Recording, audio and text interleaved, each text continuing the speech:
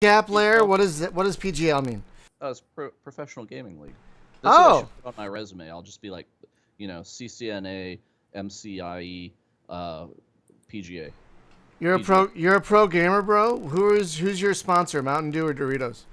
Um, I porn. thought PGA was golf, Sponsored dude. porn. I don't PGA. know. No, I meant PGL, but PGA as well. I have a. You mean MLG, like the Major League Gaming? Uh, yeah, sure. PGL, MLG, And our co-host Hunter. CIA, NS. I walked into the wrong podcast. I have no idea what happened. Tonight we're going to be talking about Tiger Woods' fantastic career through the years as a they major haven't league made golfer. since he backed over the mailbox. Yeah, you know, aren't there a couple of golf games coming out? There's Golf with Your Friends, and there's that golf game that the Burnout Shower developers with your golf did. Simulator. Yes, but there's Shower also that golf game that the Criterion did. The Burnout people, they did a golf game, right? It's apparently awesome. Like dangerous golf. Yeah, that's the one. That's the one, I think. Yeah. There's another one, and it got renamed to Jack Nicklaus's something golf. What? And it's actually quite good. That's probably the new hot some golf games. I used to love golf games like Lynx. I played the crap out of Lynx back in the day. Yeah, this is stuff. What was that Microsoft one? It was not. Oh. I keep wanting to call it Golf Simulator, but it wasn't Golf Simulator because they called everything Simulator, but it wasn't. It was, yeah. Ball action. I remember You that. enjoy some good ball action? I love me some good ball washing action. We do have a guest, my friends. They kicked me off the golf course because I kept falling off the ball washer. You're putting the wrong balls in there. Folks, we have a guest. We're going to have two, but we have one right now. Joining us all the way from England, Newcastle, England, which is near Scotland, right? Yeah, near Scotland? North of the south of Scotland or something? So they make that game of space. South of the north. Joining us from England, from Cat Hawk Studios. I almost said Kitty Hawk. Cat Hawk Studios is Oliver Milne, designer of, Alliance of the Sacred Sons. Yes, okay. Hi, everybody. Welcome, Oliver. We're also going to talk to the CEO, Steve Hawkins, as soon as he's able to join us. You guys, Hawking? We got a Hawkins. lot of suns. Oh. Right? Yeah, We got, yeah, like it's dying Stephen suns, Hawking, fading yeah. suns. Right. But this game was formerly known as Imperia, and we've talked about it many times, my friends. It's basically one of the Crusader Kings in Space type of games that we've had our eye on, like this one and Pocket Space Empire.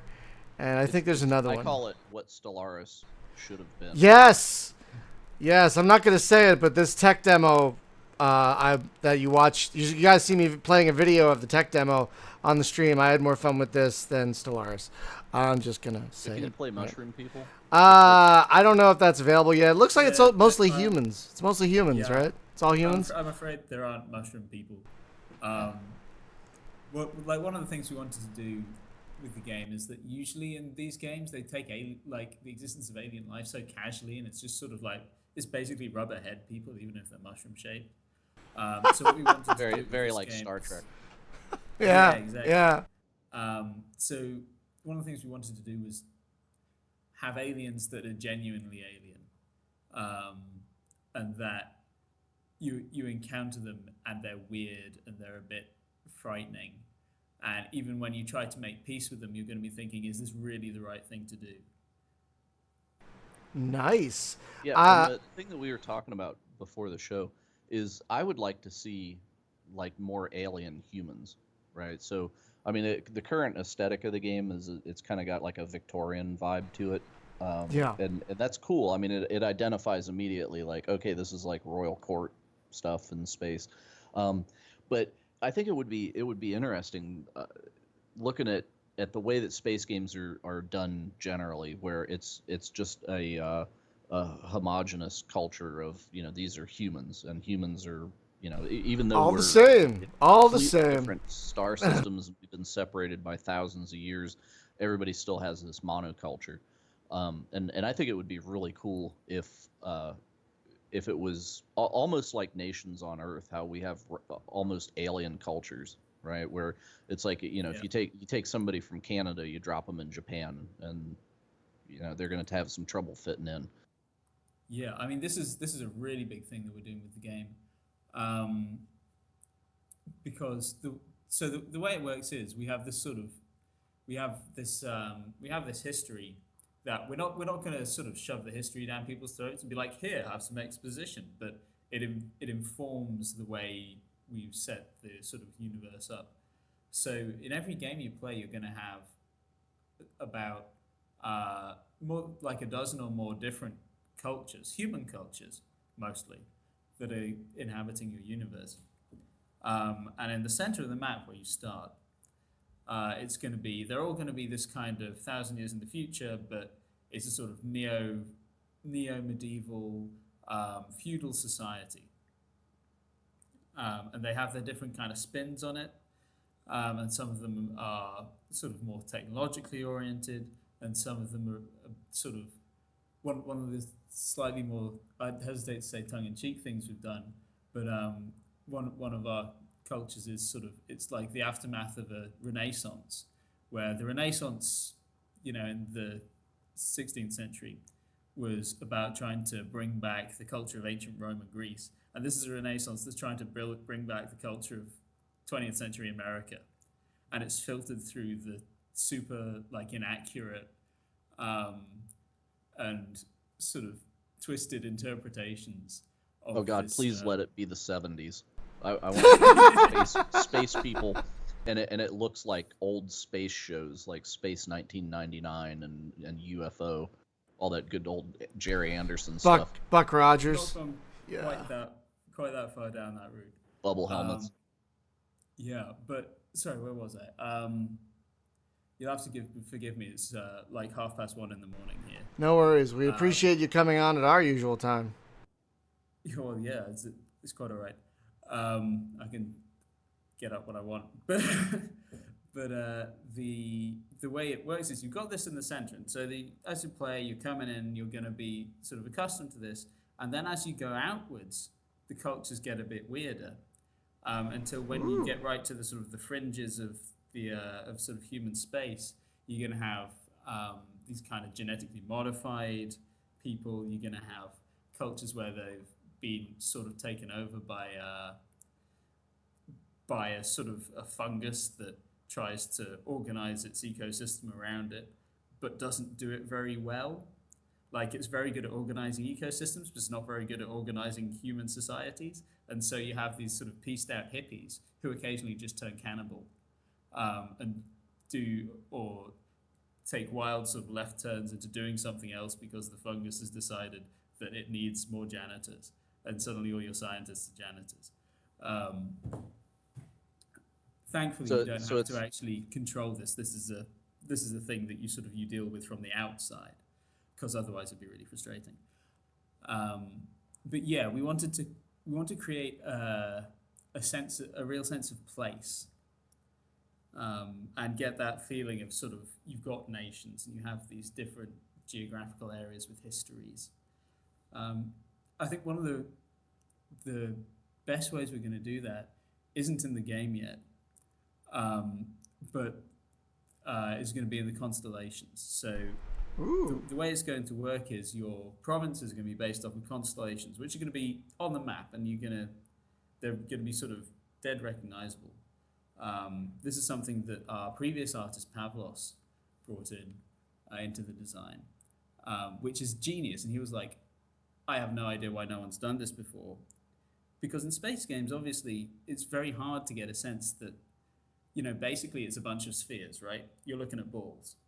And you can only stare at balls for so long before they all start to look like balls, right? Sorry, I'm 12. I'm mentally 12. Yeah, I have no idea what you're laughing about. Balls. Space bollocks. I see your Schwartz is as big as mine. Wait till it's 1 o'clock in the morning our time, and then see. Yeah. Anyway, please continue. Yeah. But yeah, so with arranging the stars in constellations and putting the pretty pictures on the map. But beyond that, these places are linked into the cultures again. So each one's going to have a dominant culture to it. You can have little bits of history. There are going to be custom planets in there mixed in with the procedurally generated stuff.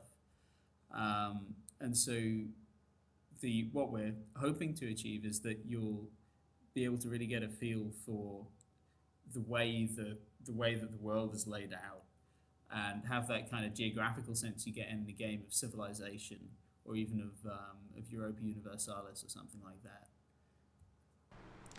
Oh, that sounds awesome. Now, I do, and it's like the building blocks of that are already in the game, because I really like how you have it kind of like you're not dealing with the direct, like, I want this planet to build this and I want this shipyard to build this. You're like, hey, you, I like you. I want you to make me happier. I'm going to give you a gift. I like that. This higher level stuff, because I love feeling like an emperor, you know? Yeah, that's definitely what we're trying to capture.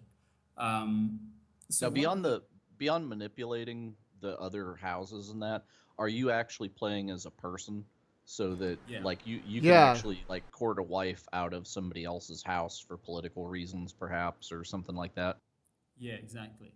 And that's going to be a big and serious decision, because, I mean, in a game like Crusader Kings, and Crusader Kings is obviously one of our biggest influences, but you're running a dynasty. So you have, you marry off one person, marry off another, your king dies, you have a new king, it's fine, whatever. And that's cool, that creates some good stories. We want to make Imperia a lot more kind of Imperia, Alliance of the Sacred Sons. Let's stop you right there for a second. Why the name change? What happened? So it's for basically it's because Imperia Online got to the name first 11 years Oh. ago. We thought maybe you got sued by Sky TV. Oh. Yeah, nobody sued anybody else. But we wrote to them saying, look, we don't think we're really going to be stepping on your market share, but we want to make sure that you're fine with it and stuff. And they came back to us and said, well, you kind of would be, because we're going to be cannibalizing one another's Google hits. To which we said, that's a very good point. Oh my God, this game, I didn't even know this existed. Imperia Online. It's folks, if you haven't heard of it, it's like a medieval, what is it, city building game? What something? Yeah, I think it's like an Anno. It's a free-to-play strategy game of some kind. I've not Yeah. actually played it, but clearly they've been going for a long time, quite successfully. Yeah, it's So been around since 2005. Yeah. Is that the game that advertised in the Super Bowl with No, I don't think. No, that was another. Illustrated Girl. I know what you're talking about. That was not It's this like game. Clash of Clans or something like Yeah, yeah, okay. Mega of balls, something like that. I don't know, something like that. Yeah, but anyway, so we went back to the name. We thought about, okay, what are the really distinctive features of this of the game that we want to capture in the name, and basically what came out of it is that there's this kind of sort of like slightly Dune-like quasi-spiritual element to not only to the sort of background, but to what you're doing and the way you interact with the world, and so hence sacred sons, because the big religion of the empire is that they worship the sun, as in the son of Earth. Oh, They have this whole theology about how they've been sort of cast out, and that the Zil are sort of sent to punish them and test them. And so the Zil are the aliens, and they also play the role of basically Satan in the belief system of the people of the empire, which means sort of when they turn up, and like, I don't want to put in any spoilers here, but you are able to communicate with them, and although they definitely have an alien mentality, it's one that you're sort of, we want to put you in a position where you understand it. And it's like, this is a philosophically different mentality that comes from a fundamentally different condition from the human condition. So it's not simply that it's not simply that, oh, they're a bit weird, but that some certain of the presuppositions on which sort of all our lives are based sort of don't apply to them. And I don't really want to go into much more detail than that. But so yeah, that's where the Sacred Sons bit came from, and then Alliance came from basically what your job is to you appear as Emperor in the midst of a sort of in the midst of a long decline. So it's a large part of the inspiration is like the Byzantine Empire in its waning years, where it used to be that the empire was basically ruled all of humanity, and then it's just kind of fallen to bits, and it's shrunk and shriveled, and then you inherit, a handful of stars. And in order to save mankind, whatever happens, you're going to have to rebuild and reforge that empire, and you can't do it all by conquest. The game's not principally about conquest; it's about manipulating the people and engineering these alliances and this backstabbing. So that's how we got to Alliance of the Sacred Sons. It's a great name. It reminds me of Fading Suns in a lot of ways. The role-playing game slash, the old strategy game, Emperor of the Fading Suns, which also this game reminds me of a little bit with its kind of Neogothic type setting. You know what I mean? Yeah. Did you ever play those games at all? I didn't. I think Steve has played Emperor of the Fading Suns. Certainly, we have like a fair amount in common with that. And that is not a bad thing. That is not a bad thing. So I hope at least, but so I gather. I mean, it looks really cool. It's, something I should probably get around to playing. Remind me, I can send you a link to where you can get it. It's really unique in terms of space strategy games. It's really, really quite unique. Now, one thing I really like about the game is that you're the emperor, but you kind of go down levels. So you have like a regional governor, and then like a system governor, and then like a planetary viceroy, and you have to deal with all these people differently. But they also have all their own relationships.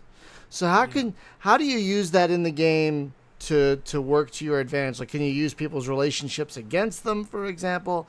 Is that part of the plan? Because this, folks, if you haven't noticed on the stream, this is pre-alpha stuff. So a lot of stuff ain't working. A lot of stuff is broken. A lot of UI stuff. Just to be clear, this is very, very, very, very early. But I was looking at the relationships, and I was like, one person's your friend, and one person hates you, and I'm like. But I couldn't do anything with them. But in later versions, are you going to be able to do something with them? Of course, yeah. Yes. Like Yeah, I would say 90% of. Sorry, go on. Oh, in the UI, the one thing I would incorporate in there is maybe like a thermometer next to people so that you can tell how much they like you. Oh, there's an icon. There's a really little icon next to each person that tells you exact, and it has a tooltip, and it tells you exactly how they feel about you. Like, this one has a vendetta, this one is your lover, this one is neutral, and this one's your friend, and this one, So there are icons that clearly, okay, maybe not that clearly, but they do indicate how a certain person feels about you. And it's interesting because is there any logging about why they feel that way? Like, if every time I accumulate negativity with somebody, it would be nice if there was a log, like a little journal, like I did this and it pissed them off, and I did this and it made them happy, and then I can look back in the history and see why they are that way. Especially if it's a thing, especially if it's a thing where I did something to somebody else, and then that person observed it and said, "Oh, you're an asshole for liking that person that I hate," or whatever. Yeah, that's we are going to have that a log that nice. And that's in the design. But so the relationship system is a little more involved than simply how much they like you or not. Ooh, good. The design of it is really inspired by me watching Boardwalk Empire when we were working out this system, actually. So the way it works is that it's all about public relationships. So someone is publicly your friend or publicly your enemy, and you know where you stand with them, like the way people see it. But the key to it all is that this is a system in which everything is a show of power, and everything is shown that you are strong. And if you appear weak, then the sharks are going to start circling. So you've got your friends and enemies. You know more or less where you stand with them, but the most important sort of relationship is what's called the challenge. And the way this works, it's sort of like if you've got a mob boss and a lesser, an underling does it could, does something that goes against the boss in some way, and it could be as simple as you just insult them, or it could be that the boss has ordered something and the underling goes against that order and goes and does something else. In terms of the game, that'd be maybe you said, okay, this planet is going to produce food. We need food to export. This planet's going to produce food, and the government thinks, actually, no, I could make a killing exporting sort of rare minerals, so it produces rare minerals, and then that's a challenge to your authority. Oh. And so your relationship state changes from being whatever it was before. It could have been allies. It could have been friends. It could have just been a straight up, you're my inferior, you do what I say. And it enters this challenge state. And in this state, a certain amount of power is in play. And power is vital because the AI looks at your power score, and every character has a power score. But the character AIs look at your power score, and that's how they decide how to act against you. That's how they decide whether or not you're a threat. So when someone challenges you, there's a certain amount of power at stake, and you have to retaliate against them somehow, or else that power will transfer from you to them. And so you can retaliate against them. You can retaliate against their income. You can humiliate them, or you can reassign them, or you can attack their family or their house. Ooh, I like the sound of all that. I was going to ask you, what are the tools? You're kind of just laid some out, but what are the tools available to influence how someone feels about you or someone else's influence? It sounds like you can hurt their family, you can hurt their job, you can hurt their planet, but what else can you do? Yeah, I mean, obviously, you can go to war and you can assassinate people. You can sort of demote people. You can try and, even if you it might be that you just have to drop a challenge for one reason or another. You don't have the resources to commit, or you need this person, but you can then undermine them by sort of using them in different ways. You can plot against them, but also whenever you do anything in your empire, whenever you sort of build up a planet, or you want to set up an army, you want to send an army to war, any of these things, basically what you're doing is you're handing out power, and they're giving you money and their sort of ADM, which is the currency of doing stuff, basically, which represents sort of administrative, just all the inertia and getting through the bullshit of this sort of sclerotic empire is represented by this currency ADM. And so you have this basic exchange. And so you have to decide, okay, there's this character that I don't want to get any more powerful. I better not use them for things, even though maybe they're really good, maybe they're really useful. And you're making this trade-off. Do I want to make this character more powerful, especially if they've done something against me? Or on the other hand, I've got this other character that they're super loyal, and I know they're loyal, and I want to build them up. And, maybe they're a bit rubbish, but, I'll still keep on giving them these jobs and sort of building them up. Well, it kind of reminds me of Littlefinger on Game of Thrones, right? Where he's the guy that everybody thinks is in service to them, but he's actually been playing it behind the scenes the whole time. Yeah, exactly. This is where our sort of intrigue and plotting system comes in, because the relationships that you see, these are just the public relationships. And some of these people who on the surface are your friends, they're going to be plotting against you to assassinate you, or, simply to undermine someone that you've been building up because they want what they have. And the way you find out about this is twofold. So on the one hand, you've got your sort of network of spies, these give you secrets, and secrets are pieces of information basically, whenever a character is plotting something, or whenever they have an attitude to someone that they're hiding, this creates these little chunks of data, and which say, okay, these are the people that they're plotting with. These are this is the nature of the plot, and this is the target. And the system, and this isn't implemented yet. This is going in build 0.6, I think. This information gets sort of split up, so you'll have a bunch of little jigsaw pieces, more or less, and you'll get this information that Barry No Name is plotting to murder somebody, but you don't know who, and then someone or other is plotting to murder, Jerry somebody. And so you get these. Can that be a name of a character in the game? I'm sorry. Can you just have a Jerry somebody in there? Maybe.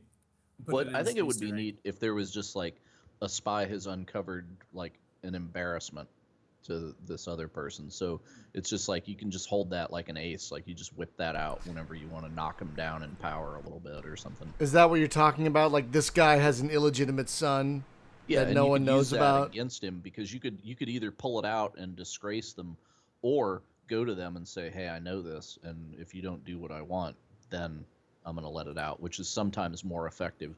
Yeah. Now that is something that we are doing. Not so much to sort of just embarrassing secrets, but things where you find out that a character's plotting something against someone else, and you have this sort of thing where you can assemble these sort of different secret parts together in different ways and think, okay, which is most likely? What does this character probably want? Do I snap these bits together and fire off this accusation and send in the Inquisition, who will find out the truth? And if it turns out you're wrong, then they're going to have to let the character go, and they're still going to be out there, and they're going to be very angry indeed.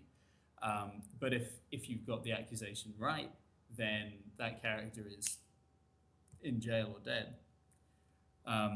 Do I send them out now, or do I wait and try to find more information? Either by spying on this character or by using your psychic powers. And that comes with a cost of its own. So you have this sort of information game where you're trying to build up these sort of cases and work out who you can really trust.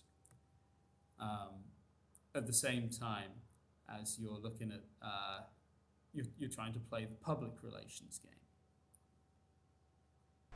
That sounds awesome. So a question about religion in this, because you have a bunch of separate human cultures that are pretty diverse at that point. So is there a unified religion, or has mankind kind of gotten over it, or do some of them actually worship the aliens as if they were gods or something? Or, I would assume there would be some weird cults out there that are fringy. There are. So the way we dealt with this basically connects with the reason. So we have an in-game reason for why computers don't rule everything, and like the Singularity didn't happen. And the reason is that in this sort of game world, when computers reach a sort of singularity point, they transcend and go to sort of they realize, aha, we're going to computer nirvana or whatever. And we're never going to make it exactly clear to the player exactly where it is that involves, but there are characters with whom you interact in this sort of the underside of the game, and the kind of the purely personal to you, the Emperor, slightly text adventure side, who are in this kind of transcendence state. And this is one of the other things that sort of about the Byzantine Empire that we wanted to capture was this whole sense that the world kind of revolves around a center that isn't in the world. It's all orbiting around this kind of spiritual core, which is sort of not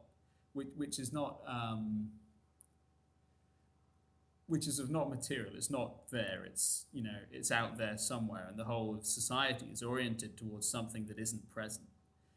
And that's what we wanted to capture with the sort of the main in-game religion, which is Solarianism, which obviously it involves worship of the sun, and the sun is one of the characters who you interact with in the dream sequences, which are the sort of one of the more distinctive things about the game, and having that personal side, where this is an experience that only you go through. It's not like your empire doing things; it's you personally. And we deliberately have not made it clear whether or not in the game's fiction Solarianism is true or not. We still have in some of the game's cultures like real-world religions, which is a tricky thing to write, because obviously, I mean, it's a bit easier when it's Crusader Kings and these things historically happened. When you're trying to project a future history for real-world religions, you have to be a bit sensitive. So we've been a little bit utopian about it. One of the distinctive things about cultures is that you can get different cultures give you, if you integrate them into your empire, you can get different technologies or the equivalents of technologies. The idea being not that they have sort of special technological innovation, but that they can inspire certain reforms within your empire based on, you know, the way they've developed. And the one that we have for the sort of culture that involves the bulk of the actual real world religions, one of them is sort of religious tolerance. Which, yeah, it strikes me as maybe playing it maybe a little bit safe, but we, you know. Well, that's fair. Not everyone could be as brazen as Red Dwarf and said they found the new first page of the Bible, which says this is all a joke. This is all fiction. One thing that's interesting about science fiction is it's an excellent tool for taking cultural things that have happened or are currently unfolding and taking it out of context. So you take all the baggage away and say, let's examine this thing, right? Like the current European issue, right? So if you had, let's say like there is a planet and there's a war on the planet, and then refugees from that planet are like fleeing, you know, to the neighboring system where people really don't like them, but now you're forced to deal with them and their weird alien culture. Yeah, we're modeling all of that, actually. One of the things that's going to happen as the Zil invade is that you're going to get waves of refugees coming in, and you're going to have to deal with the sort of the kind of strife. You're going to have a refugee crisis in the game? Uh-huh. Oh, I love it. I love it. Yeah, art imitates life, right? That's great. Yeah, Well, give us those hard questions. Give us those hard choices. Yeah, that's great. Sorry, Jim. No, I mean, it's cool. I applaud that because it's not only a thought-provoking thing, but it's kind of brave to I was going to say it's very cover brave. that. So yeah. Thanks. Yeah. I guess like the attitude we've taken towards sort of modeling the general depravity of things that tend to happen in history has been we've tried to be very clear-eyed about it. This isn't by any stretch of the imagination a utopian future. Like, nasty things happen, and there's not necessarily any happy ending to the game. There are endings that you can be pleased with, but there's always going to be an element of, you know, that kind of doubt of, have I really made the right choice? You know, Ooh, nice. Is there a horrible downside to this kind of great victory that we've achieved? Oh no, that's great. I love like the end of Free Space 2, for example, where like one of the endings is like, you guys survived, but a whole solar system was lost. Spoilers, I know, but it's a 17-year-old game, you guys. If you haven't played it by now, that's your fault. But yeah, and you're like, we have to make a choice whether we save us or the whole system. Oh crap. You know, I like that. I like that kind of gray moral area, you know, and it sounds like there's a lot of gray in this game. Yeah, I mean, one of the things that we really wanted to, not that we wanted to capture, but one of the great inspirations was Alpha Centauri, and specifically the Wonder movies from Alpha Centauri. We don't have the kind of resources we need to do all that, you know, full motion video or anything. Right. But whenever you had things like the self-aware colony or the virtual world.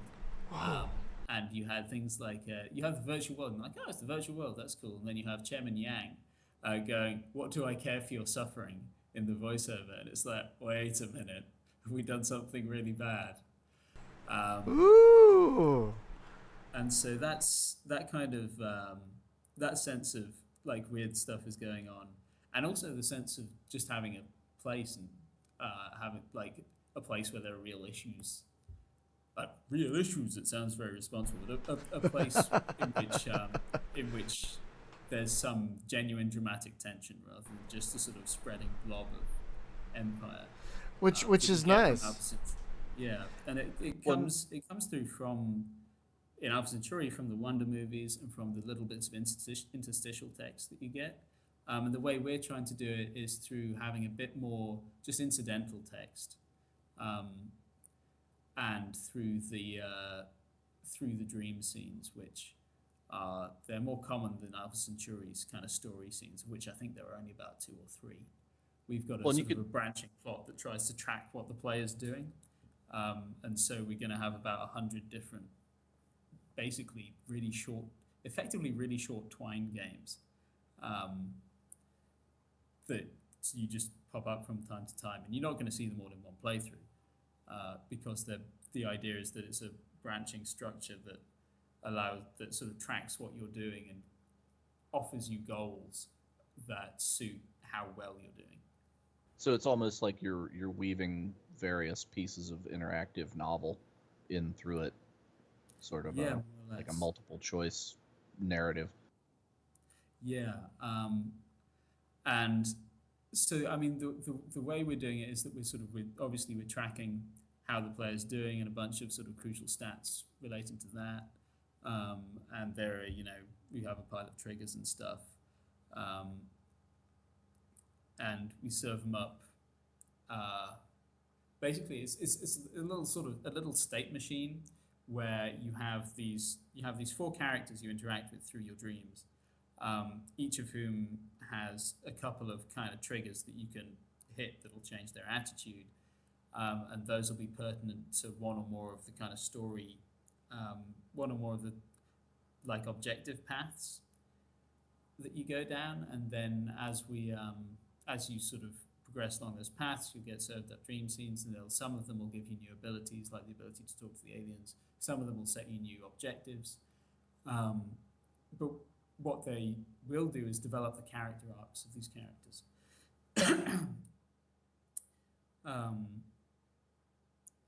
And yeah, so it's a branching plot, but it's not a sort of click which option you want, choose your own adventure thing. It's trying to track what's happening in the game itself, and hopefully we can write it cleverly enough that the seams don't show. Well, we've been talking very much about the high level stuff. Let's go down to how the game actually plays. So when you start the game, you are if I recall, a newly cloned emperor. Am I remembering that correctly? Not really.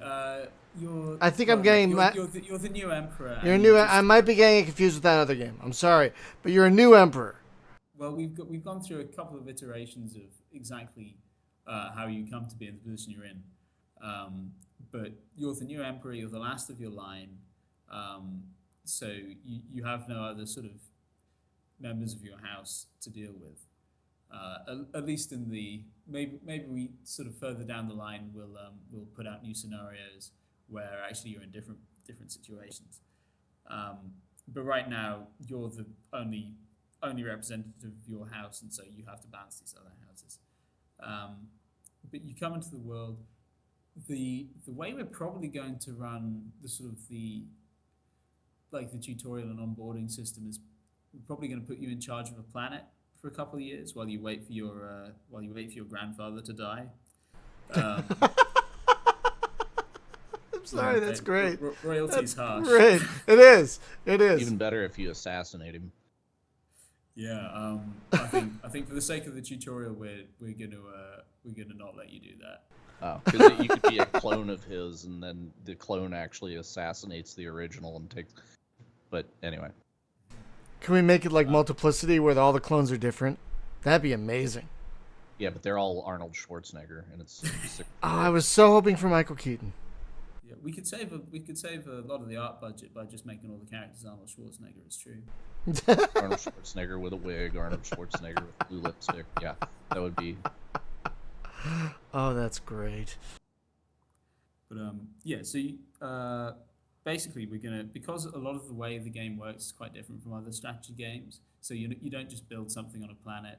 You choose what you're gonna build, more or less, and then you assign people to do that. And that's a new mechanic. The way the military system is going to work is we're currently simplifying the design at the moment, because the way we started out was we came to a certain point about a year and a half ago where we were like, okay, we're at the stage now where we need to have a design document.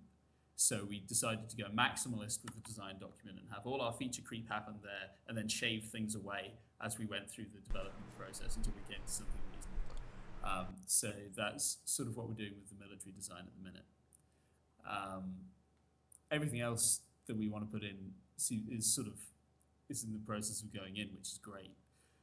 But yeah, we're gonna sort of talk you through the various scenarios, through the various systems. But fundamentally, what you do each turn is that you have a limited number of action points. You have maybe 4 action points, and this will go up over the course of the game, but it won't go up by a lot. As you level up your skills, you'll get more action points, but it's never going to go above maybe 8 tops.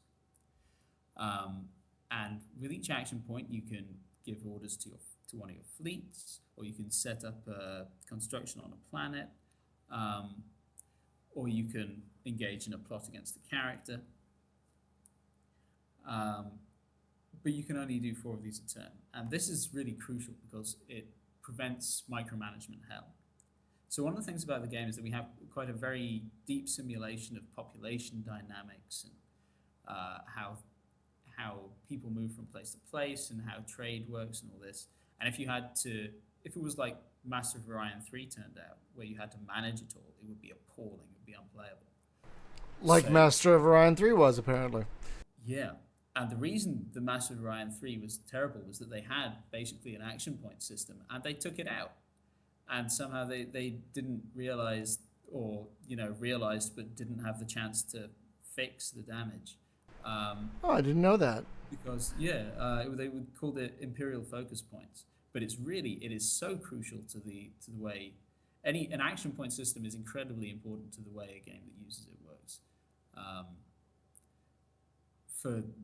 As Master of Orion 3 ably demonstrates. Oh my god. And the other thing you notice in the game as you're playing it is that you have these multiple levels of control. You have the planet level, and then you have the system level, and then you have the province level. And the reason for that is that as your empire grows, initially you're going to be working with planets a lot. And then as it grows, you're going to be moving up the levels. So you're going to be delegating more because you have to. You can't micromanage. You've only got 4 or 5 or 6 things you can do a turn. Because you're an emperor. Yeah, exactly. And so the idea is that as your empire scales up, your sort of arena of control also scales up, until you're dealing mostly with province governors, and they have all their people underneath them, and they're doing their own thing, but you don't really control that. So initially, it's going to be, you'll be dealing with planets, you'll be doing sort of the bickering of planetary governors. You'll be sort of starting to send out some scout ships. You mostly won't be doing that much colonization because the central area of the map is going to be quite heavily populated already. It's going to be maybe 60% of the habitable worlds are going to have people on already. So you're going to be colonizing 1 or 2 planets. You're going to be liaising with people. You're going to be planning, okay, I've got to expand in some direction or other. Am I going to do it through alliances? Am I going to maybe invade this sort of breakaway faction over here? And then, as you get the hang of it and it scales up, then maybe the challenges get a bit more complex. And we start introducing the psychic powers and stuff, which you start out with, not many, and then we introduce more and more powerful ones over time. But the price for using your psychic abilities is that you take penalties. And you have this insanity track where you advance along it as you use your psychic powers, and you take sort of increasingly harsh penalties whenever you, like every 5. It's not quite every 5 uses, because if you use multiple psychic powers within the same couple of turns, you'll like multiply the distance that you go along this track. And obviously, when you come to the end of it, you lose the game. So you're always balancing out, okay, well, am I going to make this devil's bargain? Am I going to try and go for early advantage, or am I going to save it up? So it starts, I guess it is going to be starting a little bit kind of in media res, sort of like a Crusader Kings or a Europa Universalis. And so we're going to, a little in a sort of maybe early to mid next year, when the sort of the game is complete, and we're looking to polish it all up and send it to the full release version, we're going to be spending a lot of time working on the tutorial, because it is a lot harder to bring someone into the middle of that situation, as opposed to a game like Civilization or your Galactic Civilizations or other games with civilization in the name, where you start out with one city and one guy, and it introduces mechanics one at a time, and it's very nice and simple. Right here, kind of jumping into already kind of the middle of a story, which is nice. I actually kind of like how different that is. Now, you mentioned the psychic stuff. We haven't really dived. Sorry. Dived. We haven't really talked. We haven't really done a deep dive. Oh God, I'm gonna use business speak. We haven't really done a deep dive into the psychic stuff. Could you explain how the psychic stuff works? Because that seems kind of neat. Okay, so basically, so the psychic stuff is a variety of you use it almost always to interact with characters. So that your principal tools of interaction in the game are, you have projects that you do on planets, you have actions that you perform on characters, and then you have plots which perform on characters but work sort of like projects. And psychic ability is a variety of action. When you interact with the character, you go to the character screen. You have these 3 options. You have actions that can build up your relationship with the character, and that can be through friendly means or through very unfriendly means like blackmail. You can use your relationship with the character, which is basically you're sort of building up your cachet with them, and then you're cashing it out.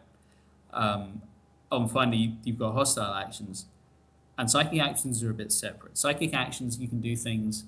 Initially, you can simply make people a bit more likely to agree with you. Or you can maybe learn a little something that they know. You can find out a little bit about their real intentions. And then as you get more powerful, you can do more extreme things. You can permanently change their attitude towards someone. You can even at sort of when you've built up your psychic powers to quite a high level, you can possess them and act sort of on their behalf for a turn. Yeah. Oh. And we're gonna be gating this stuff a bit, so you can't just go and say, so you're my enemy emperor. I'm gonna like absorb your mind and make you surrender, because that would be broken. But you're gonna be able to sort of with a little effort, you're gonna be able to use these very powerful abilities. But obviously the way we balance this is that as you use them more and more, the costs that it imposes get harsher and harsher. Oh. And like so, to you physically, or there's a point system, or. So the way it works is we basically have a random table of bad things that can happen, or more like 4 or 5 random tables actually. And the initial ones, like maybe you lose a couple of action points for a few turns or something like that, or you have these kind of fairly minor effects, and then as you use them more, we start to bring in the harsher tables, and this is going to be things like maybe you use the psychic power and then you lash out at a really important ally, and you do something beyond the pale, and you gain, that something, that if you use a psychic power now, that something bad's going to happen, but you don't know what it is. And then, so you use this power and you get what you wanted, but then, geopolitically, something really freaky is going to happen. And, it's gonna throw a spanner in the works, and you just gotta hope that the spanner it throws is one that you can deal with. And so there's this sort of it's a bit of a Faustian pact, using your psychic abilities to their full effect. Oh, I dig it, because that has real consequences. Mm-hmm. That's awesome. Thanks. And so one of the endings you can get, in fact, is a psychic ending, in which you get the ultimate psychic ability, in which you blow up yourself and all the aliens. It's like it's a sort of psychic doomsday weapon. And the way it's going to play as you get to this level is to get that far without just conking out through maxing out your insanity meter. You're going to have to go on these quests. You're going to have to go to these different planets and pick up these relics, and you'll get a little vision, but it'll sort of push your insanity back a bit and boost up your power a bit. And of course, as you do this, you're going to be relying more and more on your psychic power, because the side effects of your psychic power are going to be wrecking your abilities to do other things in many ways. You're going to see your empire is going to start falling apart. The Zilla are going to be busy invading, so that's going to be happening at the same time. So you're going to be in this chaotic situation, just trying to get to the next sort of relic, and trying to build up your power without getting killed or having everything be destroyed, like in time. And so it's going to be a very, pursuing the real psychic heavy route is going to be a very different play style to pursuing a military route, or focusing on trying to ally with or trying to make peace. Now, are there other characters that are psychic as well, like some of the spies kind of thing, or like another leader, they could get dirt on you just psychically or something like that? Not in the present design. It's something that we could introduce again, maybe after release. We could do some interesting stuff with that. But right now, it's very much a sort of you are Paul Atreides kind of thing. Like you're the guy or the girl or the gender neutral character. Because we have, one of the decisions we made was that we would have sort of like a third neuter gender in the game, just because it would be a bit weird to have, to go into the 31st century and have normal gender roles. But at the same time, we had to have fixed genders in order to make name lists and stuff work for very prosaic technical reasons. Well, and in the future, you would actually maybe be able to just change genders, seamlessly anyway. So, that's the thing too, is in the future, because with rulers, right? They need an heir to continue the bloodline, whatever. If you can alter genetics, it's like, oh well, all of my children will be boys or whatever. It's you could actually screw around with the bloodline a lot that way. Yeah. The way we have it is that basically it's a sort of artifact of the process of how the empire was set up. So what happened? The backstory is that the Zil attacked the Earth, and the inhabitants of the Earth had to flee, and it was only about 5,000 people got out on this spaceship. 5,000 people and millions and millions of frozen stuff. And so the way that people tend to have kids, usually, at least high class people in the 31st century, is generally they'll grow them in a bottle. And so this sort of kind of obviates the need for social gender differences. Well, I know a lot of people actually that have kids due to bottles.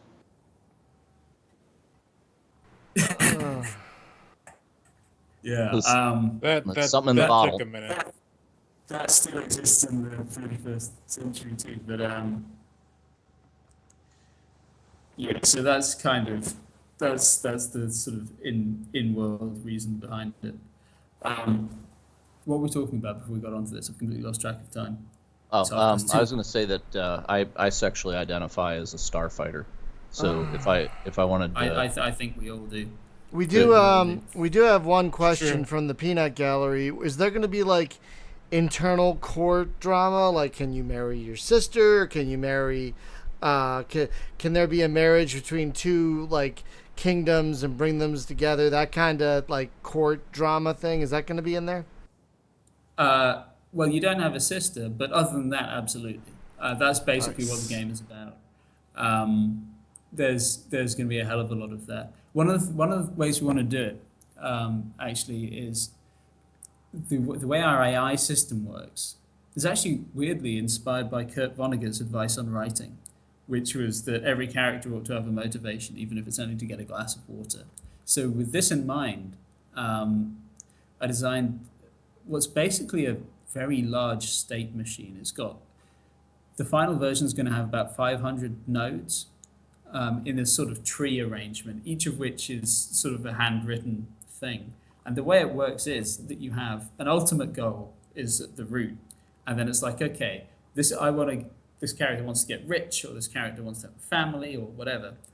And then you go down the tree. Okay, how are they going to do that?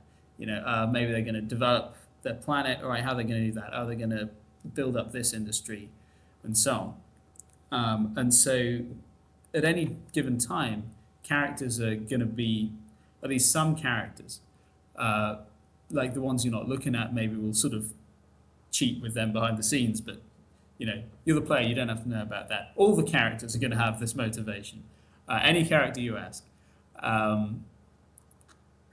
they're going to be pursuing their goals, they're going to be responding, they're going to be sort of hopping from goal to goal. If they come under threat, suddenly they're going to be, actually, no, I'm going to hop off, I'm not going to follow wealth anymore, I'm going to go for survival, and I'm going to go along and I'm going to sort of try and survive by building an army or whatever, and then once that's done, I'll go back to wealth and take up where I left off.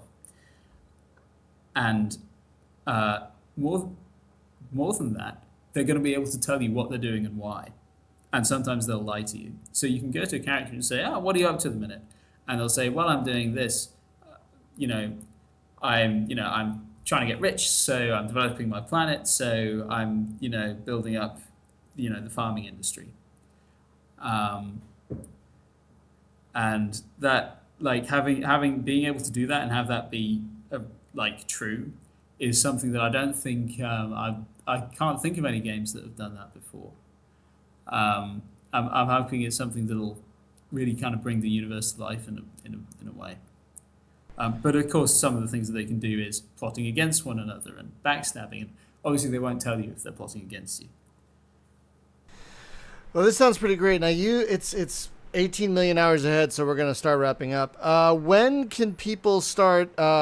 When can people play this? Like even in a beta version or anything? Like when do you feel this might be ready for people to actually play? Because right now it's in pre-alpha, folks, and they said like next year they're thinking of releasing it. Well, yeah, but people want to get their mitts on this. So when do you think they're going to be able to do that? Well, our current development schedule says that we're going to be putting out a very early access version, just through our own website, not through Steam or anything, probably late this year, so Okay. October to December time. We're a little behind our planned schedule because we spent a lot of time revising the UI, and that's certainly not finished. I mean, the user interface is something that we want to be bang on with, because Thank you. in a game like this, it's going to absolutely make or break it. Thank you. I'm a UI nut, so I appreciate that. I mean, watching Let's Play, one of the things you can see is that we're trying to make sure everything's going to be organized in such a way that you have these five modes. You have like view modes, and whatever you're looking at, it's like, okay, I want to know about the economics right, I want to know about where's the money coming from. And then you can go on economic mode and you go through planets, systems, whatever, and it's going to be showing you economic information. And it starts out, you've just got sort of basic information in the middle and tell you how much money you're making, who it's going to. And then you can open up these tabs that will tell you more detailed information if you want it. And so by doing this, we're letting the player like customize the interface and sort of make it more complicated as you get more sort of into the game and as you understand it more. You can have more information sort of right at your fingertips rather than sort of going to the new player and saying, here's 50 spreadsheets, have fun. So that's sort of what's been taking our time. But yeah, sorry, to get back to your question, we're probably going to have a very early access build almost by the end of the year. When I say very early access, I mean really early access. We're not even probably going to have the military system in by that point. There'll be a playable game, but it won't be full fat Alliance of the Sacred Sons. It's going to be, it's going to be a taster. Then, sort of, when we get to either Steam early access or just going to full release, that's probably going to be summer next year. Okay, that sounds great. Now, where can folks find more information about your game? Where can they follow you on Twitter? All that stuff. Yeah. So we're still in the middle of our name changeover, but our Twitter account is we are at Cathawk Games. You can find our blog at our forum is imperia5x.com, and our blog is at, I can't remember what the it's like imperiagame.wordpress. imperiagame.wordpress.com. We're going to be switching the whole thing over to www.allianceofthesacredsons.com. Nice. Nice. So that's still in progress. Obviously, we are just a 3-man team, so these things can take a little while. Well, I think last time we talked to Steve, who sadly doesn't seem to be able to join us this evening. I guess he's got baby issues. I think when we last talked to Steve 2 years ago, it was just a 1-man operation. So thank you for coming on board. Yeah, I mean, it's been quite a lengthy development process, really. I mean, obviously the game started out as a hobby project 3-4 years ago. And then just sort of we gradually, Pavlos came on and I came on, and then Pavlos, who was our previous artist, left, and we got Oggy in, who's done all this great UI stuff, which you can see. It's been quite a journey, and hopefully, we're not sure where we're going to go with it after release. We're definitely going to keep supporting it after release, but whether we're going to go for expansions or whether we're going to be in a position where we can sort of maybe take some of the ideas and put them into something bigger and flashier. I mean, it remains to be seen. We're in a very, like us, sort of business-wise, we're in a very good position because, Steve has a day job. So, we're in a position that once the game's released, we'll be in, we won't have to pay off a really good position. At that point. God damn it, Skype. Yeah, you're breaking up a little bit. It's this whole spiel about I didn't realize the company.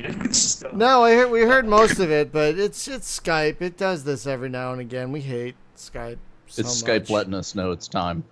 Yeah, Skype is giving us the hint. So Oliver, I want to thank you for taking the time in the middle of the goddamn night to talk to us. I really appreciate it. No, thank you for having me on. It's been really great to be able to talk about it.